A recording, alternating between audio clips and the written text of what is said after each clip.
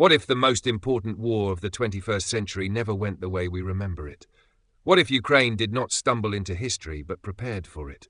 What if corruption was cut early, institutions hardened, the economy integrated into Europe, and defense treated not as a gamble but as a permanent condition? And what if in 2022, Russia still decided to invade anyway? This is not the story of courage discovered under fire. This is the story of competence built in silence. A Ukraine that exists only in an alternate timeline but obeys the same laws of physics, economics, and war. Before the missiles fly, before the tanks roll, before the myths collapse. This is what happens when preparation meets ambition. This is the war that could have been. The story everyone knows begins with sirens, winter, missiles, apartment blocks, a country fighting for its life. But the story we're telling today begins in a quieter year, when the world was still drunk on the idea that history had ended. 1991.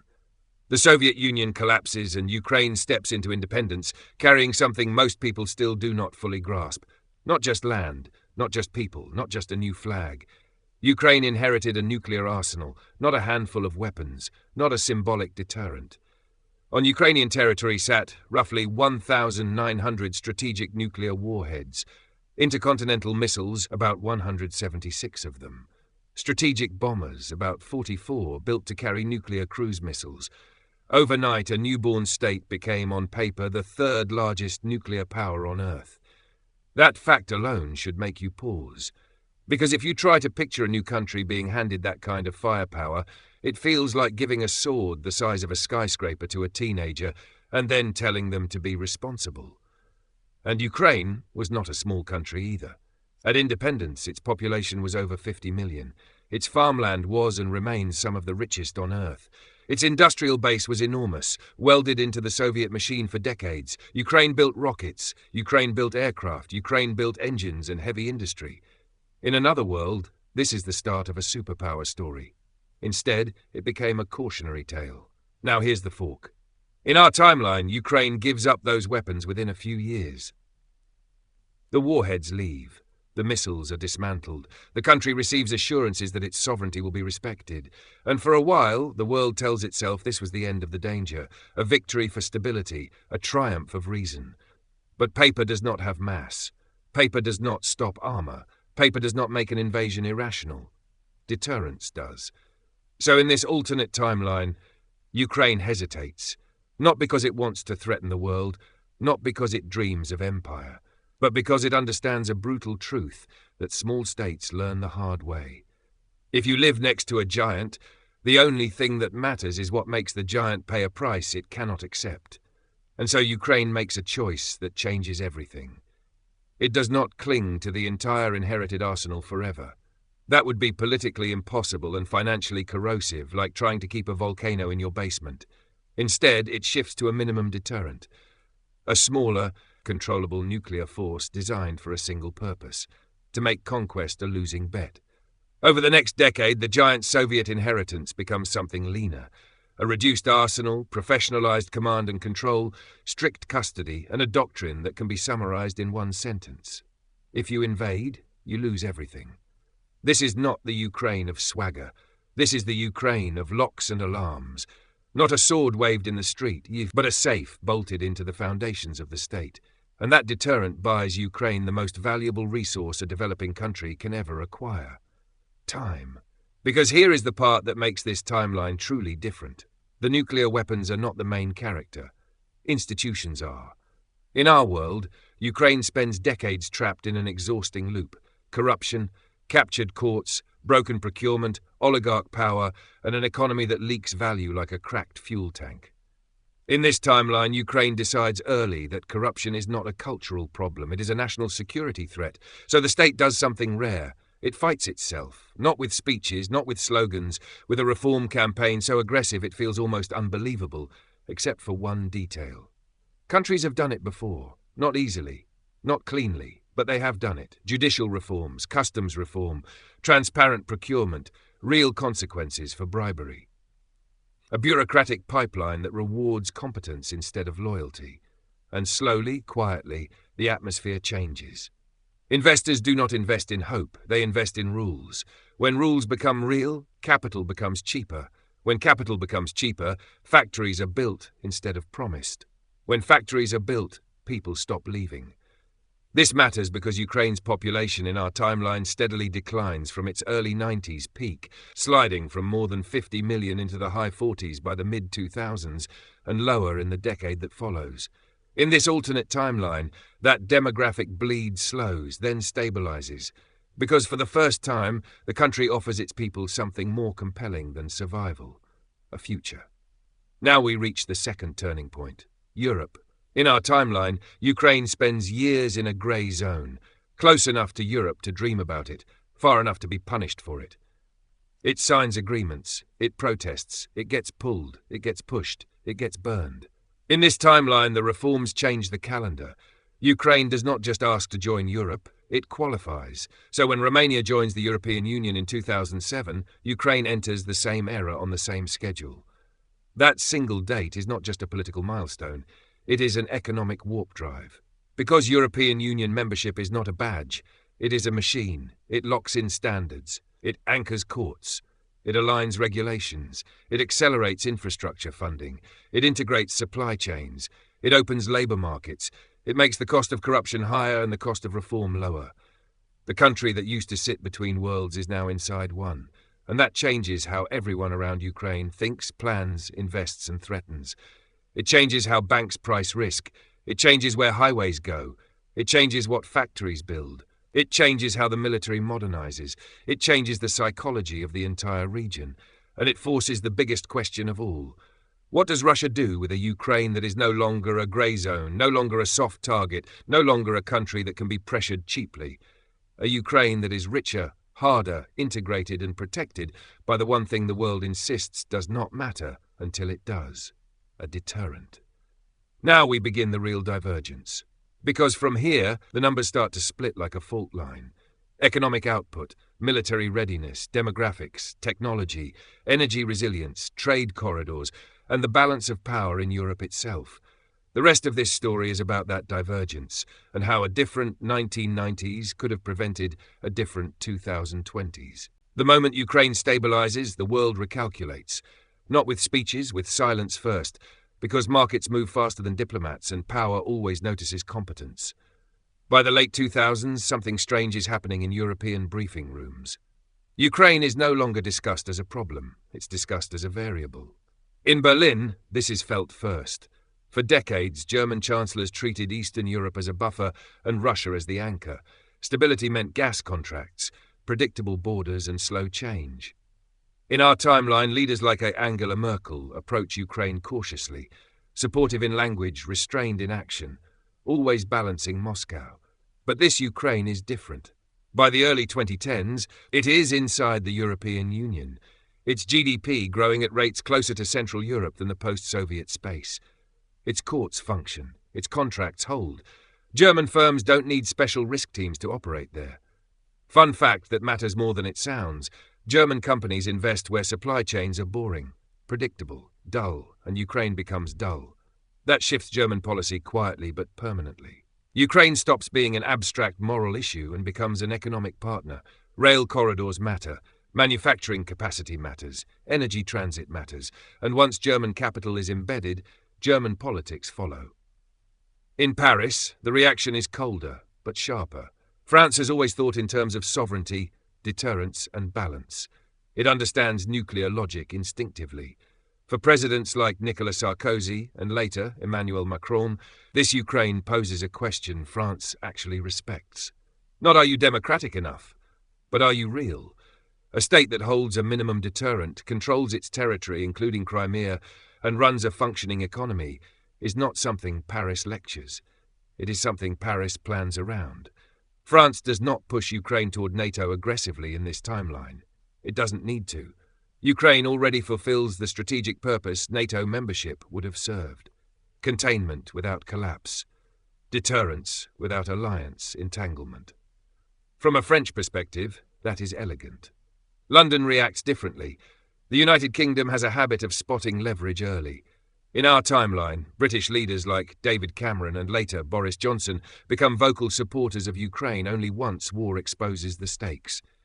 In this timeline, Britain sees opportunity much earlier. A nuclear deterrent Ukraine inside the European economic system, but outside NATO, looks familiar. It resembles Britain's own strategic posture: independent deterrent, alliance adjacent, economically integrated, militarily serious. British defence planners engage Ukraine early. Training exchanges deepen. Intelligence cooperation grows quietly. London treats Kiev less like a client and more like a junior partner with teeth.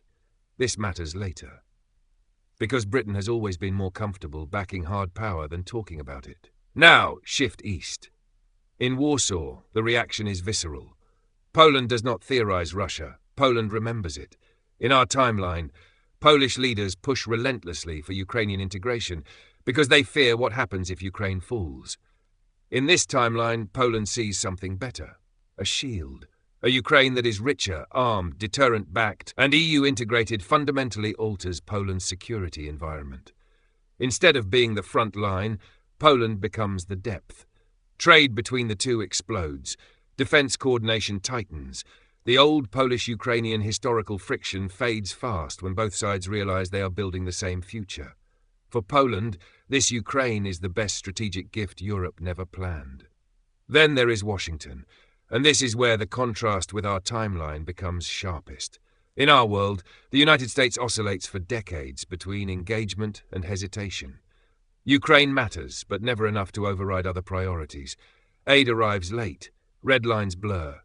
In this timeline, American presidents from George W. Bush to Barack Obama treat Ukraine very differently, not as a fragile democracy to be shepherded, but as a regional power to be managed. The nuclear question makes Washington uncomfortable, but not hostile. The United States has lived with nuclear France, nuclear Britain, nuclear India. What matters is control, doctrine, and predictability, and Ukraine delivers predictability. Fun fact most people miss: American strategy tolerates independent deterrents far more easily than it tolerates unstable ones. Ukraine's professionalism buys its space, so US policy becomes quietly supportive, technically engaged, but deliberately non-committal on NATO. Ukraine doesn't need Article 5, and Washington is relieved not to be forced into it. This creates a strange outcome. Ukraine is closer to the West in practice than many NATO members, without triggering the alliance tripwires Moscow obsesses over. Now look south. Turkey. In our timeline, Ankara plays a balancing act between Ukraine and Russia, drones on one hand, diplomacy on the other. In this timeline, Turkey sees Ukraine as a Black Sea equal, two regional powers, two militaries that understand deterrence, two economies that trade through the same sea lanes. Turkish defense firms partner with Ukrainian industry earlier, shipbuilding cooperation expands, drone programs mature faster. The Black Sea becomes less a Russian lake and more a contested space, and Russia notices. Which brings us to Moscow, because everything so far has been happening while Russian leadership watches, waits, and recalculates. For leaders like Vladimir Putin, this Ukraine is deeply unsettling, not because it is hostile, but because it is successful. A functioning Slavic state, culturally close, economically European, militarily serious, and not collapsing. This is the nightmare scenario. Not NATO expansion, example expansion. In our timeline, Russia gambles in 2014 because Ukraine is weak enough to bully and fragmented enough to survive coercion. In this timeline, that gamble never happens. Crimea remains Ukrainian, not because Russia doesn't want it, but because taking it would be catastrophically expensive and strategically irrational. And that restraint has consequences. Because without the quick win of Crimea, Russian domestic propaganda lacks a triumph. Without triumph, legitimacy has to come from performance, and Russian performance, economically and demographically, is already lagging. By the late 2010s, the world has quietly accepted a new normal. Ukraine is no longer a question mark. It is a mid-tier European power with a population in the mid-40s of millions, a $500 billion+ economy, steady defense spending measured in tens of billions annually, and a deterrent that caps escalation. Leaders stop asking whether Ukraine will survive. They start asking how it will shape the region. And that brings us to the moment everything pivots. Because when Russia finally decides to move in 2022 in our timeline, it does so against a Ukraine it believes can be broken quickly. In this timeline, if Russia considers the same move, it is not planning a lightning strike. It is contemplating a prolonged, humiliating, possibly regime-ending disaster. And that single difference changes the entire calculus of war. What happens next is not about bravery or weapons shipments. It is about whether power respects preparation, and whether the Russia of this timeline dares to test a Ukraine that the world already treats as real. That is where the story turns dark, and that is where we go next. Before a single tank moves, before the first missile is fueled, before the maps are rolled out, the war exists only on paper, and on paper this invasion looks winnable, at least to Russia. So let's open the ledgers. Russia. On paper, Russia enters early 2022 as one of the largest military powers on Earth. Its economy sits around $1.8 trillion. Not unstoppable, but large enough to sustain a major conventional war for years if managed well. Energy exports still pour money into the state. Sanctions exist, but they are not yet total. Defense spending is immense, roughly $60 to $70 billion annually, depending on how you count classified programs. Enough to fund mass, stockpiles, and constant readiness on paper. Manpower is Russia's first advantage. Nearly 900,000 active-duty troops, millions more in reserve, a system designed around scale, not finesse. Armor follows the same philosophy. Over 12,000 tanks listed in inventories, thousands more armoured fighting vehicles, artillery numbers measured not in hundreds but in the thousands, tube artillery, rocket artillery, tactical ballistic missiles. The Air Force looks formidable. Hundreds of modern and semi-modern combat aircraft, long-range bombers, strike fighters, attack helicopters. On paper, Russia should dominate the skies. Missile forces are the crown jewel. Thousands of cruise missiles and ballistic missiles across strategic and tactical categories. Enough to saturate defences, flatten infrastructure, and terrorise cities. From the outside, it looks overwhelming. But paper strength hides fragility. Logistics are centralised. Maintenance is uneven. Corruption has quietly converted readiness into paperwork. Command culture prizes obedience over adaptation. Initiative is dangerous in peacetime Russia. Still, if war is decided by mass alone, Russia should win. The alternate Ukraine, on paper. Now look across the border. This Ukraine is not the Ukraine the world knows in our timeline. This is a country that cleaned corruption early, joined Europe, stabilized its economy, and treated defense as a permanent condition, not an emergency. Its economy is no longer a fraction of Russia's. Depending on conservative or optimistic modelling, it sits between $600 billion and $1 trillion in gross domestic product. That matters, because war is paid for daily. Defence spending reflects that reality. Ukraine spends between $20 and $40 billion annually on defence. Not spikes, not panic budgets. Steady investment year after year. That money does not vanish. Procurement works, contracts are enforced, equipment arrives, training cycles complete. Manpower looks different from Russia's. Active duty forces sit around 300,000, smaller than Russia's, but fully professionalized. Reserves are extensive, trained regularly, and equipped before the war starts, not during it. This Ukraine does not need to invent an army in the first month. It already exists. Armor numbers are lower, but density is higher. Roughly 800 modernized tanks, fewer than Russia's thousands, but maintained, crewed and supplied. Thousands of infantry fighting vehicles and armoured personnel carriers, integrated into combined arms formations rather than scattered. Artillery is leaner but smarter. Fewer tubes but better counter-battery capability. Integrated fire control, real-time targeting, ammunition stockpiles sized for sustained defence, not parade drills. Air power is modest but focused. Fewer combat aircraft than Russia, but air defences compensate. This is where the numbers quietly terrify planners. Layered surface-to-air missile systems, redundancy, overlapping coverage, systems designed to deny air dominance rather than seek it. Ukraine does not need to own the sky. It only needs to make it dangerous. Missile forces are smaller but precision-focused. Long-range fires designed to hit logistics, staging areas, and command nodes rather than cities for terror's sake. And then there is the invisible advantage. Institutions. Courts work, procurement works, communications are hardened, digital systems are redundant, civil defence planning exists, mobilisation pathways are rehearsed. The state is not hollow. The comparison that matters. On paper, Russia still looks larger in every category that impresses politicians. More troops, more tanks, more aircraft, more missiles.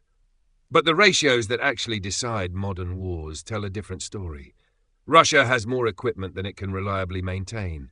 Ukraine has less equipment than Russia, but more of it actually works. Russia has more soldiers. Ukraine has more units that can move, communicate, and fight without collapsing. Russia has deeper stockpiles. Ukraine has shorter supply lines and interior logistics. Russia plans to overwhelm. Ukraine plans to endure. And endurance is the deadliest weapon in a war without nuclear escalation. The fatal assumption: Russia's planners look at these numbers and see opportunity. They assume Ukraine's smaller size means faster collapse. They assume air power will punch holes quickly. They assume artillery mass will crush resistance. They assume economic pressure will break civilian morale. What they underestimate is this: this Ukraine does not need to win fast. It only needs to not lose. And when a prepared defender with a functioning state structure adopts that strategy, the attacker is the one racing the clock. On paper, Russia looks like a giant. On paper, Ukraine looks like a problem. The invasion decision is made here, in these tables and projections. Because once the tanks roll, paper stops mattering, and the numbers start disappearing. Before the first missile launches, the scale is already set. Russia commits big, not the hesitant, fragmented push of our timeline, but a deliberate invasion force designed to overwhelm a prepared opponent. Roughly 200,000 Russian troops surge forward in the opening phase, supported by more than 2,000 tanks, nearly 4,000 armoured vehicles, and artillery concentrations measured in the thousands of tubes and launchers. Hundreds of combat aircraft stand ready. Cruise missiles and ballistic missiles are stockpiled in the hundreds for the opening weeks alone. This is not a probe. This is an attempt to break a state. Across the border waits the alternate Ukraine, smaller on paper but denser in capability. Active forces around 300,000, with reserves already mobilized and equipped. Fewer tanks, roughly 800 modernized units but better maintained. Air defenses layered, overlapping, redundant. Long-range fires integrated. Command hardened. Logistics rehearsed. This Ukraine is not hoping to survive. It is planning to absorb impact. Week 1. The sky fights back. Russia opens with shock. Over 200 missiles launched in the first 72 hours. Airfields targeted. Power infrastructure hit. Command nodes struck. In our timeline, this kind of barrage paralyzes systems. Here, it wounds them. Ukraine loses aircraft on the ground. Runways crater. Power flickers. But the air defense network holds long enough to matter. Russian aircraft losses begin immediately. Not catastrophic, but steady. Fighters and bombers pushed low to avoid radar. Helicopters forced into lethal envelopes. Within the first week, Russia loses dozens of aircraft, enough to slow operations, enough to force caution. Air superiority does not arrive, and without it, everything else becomes harder. Weeks 2 to 4. The ground war explodes. Russian armor pushes on multiple fronts, north, east, south. Columns stretch for kilometers. Tanks, infantry fighting vehicles, logistics trucks, fuelers, bridging units. It is mass on display. Ukraine responds with discipline, not heroics. Forward defenses delay. Mobile units strike exposed elements. Long-range fires target concentrations. Supply convoys burn. Losses climb fast. By the end of the first month, Russia has lost hundreds of armoured vehicles. Tanks disabled. IFVs abandoned. Logistics vehicles destroyed far behind the front. Ukraine loses heavily too. Towns flattened. Units chewed up. Casualties in the tens of thousands on both sides by the end of the opening phase. But the difference is psychological. Russia expected collapse. Ukraine expected pain. The southern push, the first major check. Russia's southern thrust aims for momentum, ports, rail hubs, industrial ground. This becomes the first major operational fight. Thousands of vehicles converge. Artillery duels rage for days. Missiles hit staging areas. Airstrikes pound defenses. But Ukraine refuses encirclement. Instead of holding every city, it trades space for time. Russian spearheads push forward and then stall. Fuel shortages appear. Maintenance collapses. Bridges destroyed faster than replacements arrive. Russian losses spike. Not dramatic collapse. Bleeding. By early summer, Russia has lost over 1,000 armoured vehicles across all fronts. Ukrainian losses are severe but more controlled. Units rotate. Command remains intact. The war slows. That is deadly for Russia. The Dnipro Arc. The war breaks. Russia needs a win. Something visible, something decisive. So it commits. The largest concentration of force since the invasion begins. Armour brigades, artillery massed by the hundreds, airborne units thrown into the fight, missile stocks burned at alarming rates. This becomes the Battle of the Dnipro Arc. Not a single clash, but a month-long furnace along river crossings, industrial zones and transport arteries. Russia attacks hard. Ukraine absorbs. Air defences claim aircraft. Counter-battery fire destroys guns. Armoured thrusts punch forward and get cut off. Losses become undeniable. Russia loses thousands of troops in weeks, hundreds more vehicles destroyed. Elite units degraded to shadows of themselves. Ukraine loses heavily too, but something shifts. Russia stops advancing. The turn. Momentum dies. By late summer, the numbers tell the story. Russia has lost tens of thousands of soldiers killed or wounded. Armour losses in the high thousands. Missile inventories drained faster than production can replace. Ukraine's losses are staggering, but sustainable. Its economy still functions. Mobilization feeds the front. Western support accelerates, not out of charity but confidence. Ukraine begins counter-pressure, not a blitz, a grind in reverse. Limited offensives, local breakthroughs. Russian units forced to retreat or entrench. The initiative changes hands. Year 2. The War of Attrition. Eats Russia. Winter does not end the war. It freezes it into something worse. Russia escalates strikes on infrastructure. Hundreds more missiles launched. Cities darken. Industry slows. Ukraine absorbs the blows better than expected. Repairs move fast. Power returns. Rail keeps moving. Russia's army grows larger on paper as mobilization continues, but quality collapses. New units arrive undertrained. Equipment is older. Coordination worsens. By mid-year 2, Russian casualties are deep into 6 figures killed and wounded combined. Equipment losses are irreplaceable at scale. Morale erodes. Ukraine presses selectively, not everywhere, where it hurts. At the end, exhaustion wins. No dramatic surrender. No parade. Just reality. Russia can no longer generate offensive power without unacceptable risk. Ukraine cannot expel Russia everywhere without catastrophic cost. Talks begin, lines freeze. Russia claims success because it must. Ukraine claims victory because it survived intact, sovereign and unbroken. Crimea remains Ukrainian. That is the symbol. Not conquest, endurance.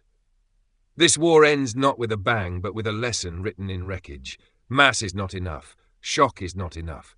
If the defender is prepared, integrated and psychologically armoured, invasion becomes a slow suicide.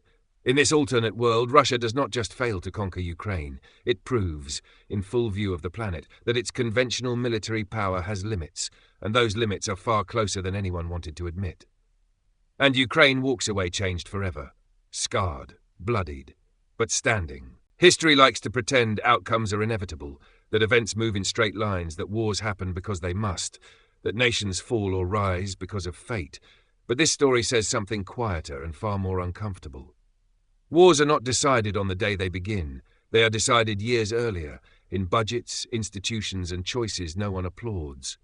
In this alternate world, Ukraine does not win because it is braver than before. It wins because it is ready.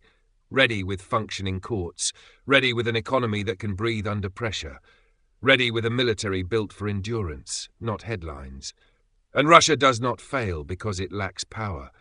It fails because power without preparation decays faster than anyone wants to admit. This war never had to happen, and if it did, it never had to look the way it did. Because the difference between collapse and survival is rarely heroism alone. It is time used well.